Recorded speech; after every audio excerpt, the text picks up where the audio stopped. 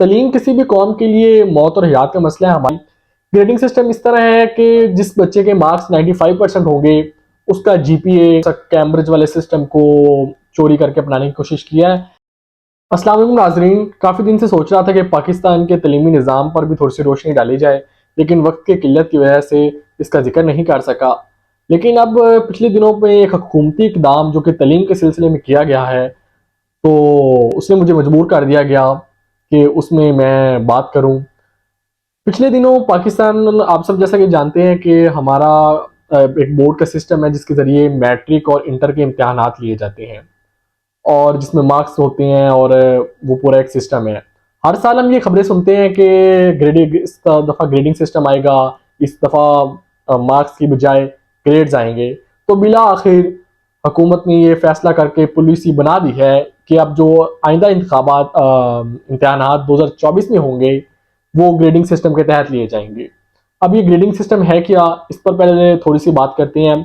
Grading system इस तरह है कि जिस बच्चे के मार्क्स 95% होंगे उसका जीपीए होगा 5 होगा। जिस तरह हमारी यूनिवर्सिटीज़ में जीपीए और सीजीपीए सिस्टम है, इसी तरह जिसके मार्क्स 90 to 94% होंगे उसका जीपीए 4.7 होगा और 85 to 89% वाले का जीपीए 4.3 होगा और 80 to 84 वाले का जीपीए 4 होगा।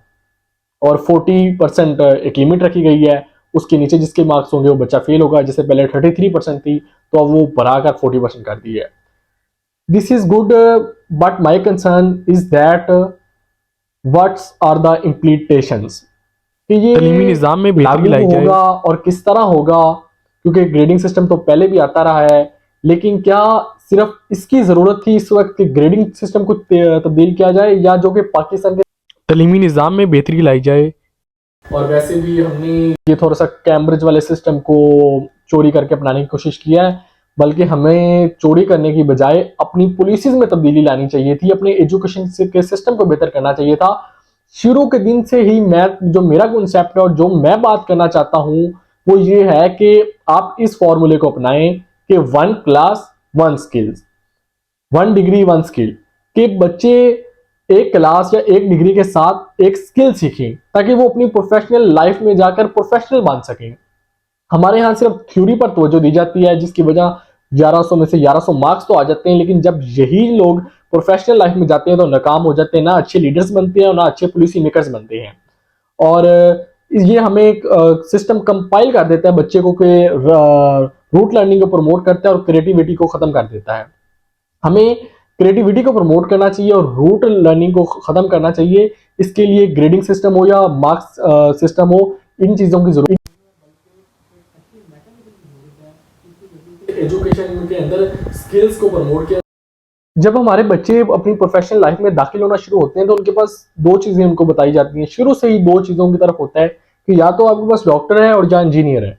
अब जो एक डॉक्टर है तो अब ये नहीं देखा जाता कि उसकी मेडिसिन के मुतालिक क्या स्किल्स और एबिलिटीज हैं और उसकी मेडिसिन की में स्टडी क्या है। और इसी तरह ही अगर हम इंजीनियर की बात करें तो बच्चे को ये नहीं देखा जाता कि वो प्रैक्टिकल फिजिक्स में कैसा है या थ्योरेटिकल फिजिक्स में कैसा है और उसकी प्रैक्टिकल फिजिक्स में आया ग्रिप है भी कि नहीं है। और इसी तरह अगर हम फिजिक्स की बात करें तो हम किसी को हमारे जो बच्चे हैं उनको कहें कि जी की वैल्यू आप डिफरेंट प्लेसेस पर बताएं तो वो जी की वैल्यू तो बता देंगे, लेकिन अगर जब हम उन्हें कहेंगे कि आप इसकी ग्राफिकल रिप्रेजेंटेशन ग्राफ की सूरत में करके हमें बताएं तो हमारे बहुत सारे तलबे इल्म को बड़ी मुश्किल होगी उसको ग्राफिकल एक्सप्लेन करने में। तलीम किसी भी कौम के लिए मौत और हयात का मसला है। हमारे तो बानी कायदे आज़म ने भी फरमाया था कि तलीम पाकिस्तान के लिए ज़िंदगी और मौत का मसला है। तो हमें चाहिए कि तलीम को अपने जितने भी हमारी पॉलिसीज़ हैं, हमारी जितनी भी ज़रूरियात हैं और हमारी जितने भी कवानीन हैं, उसमें सबसे पहले तलीम को सबसे ऊपर रखें, क्योंकि अगर हमारे मुल्क में तलीम बेहतर होगी तो हर चीज़ बेहतर हो जाएगी। और जिस तरह दुनिया तरक्की की तरफ गामजन है और एक वर्ल्ड में पिछले 15 से 20 सालों में टेक्नोलॉजी का चेंज आया है, तो ये सब एजुकेशन से रिलेट करती हैं, इसलिए एजुकेशन पे सबसे ज़्यादा फोकस की ज़रूरत है।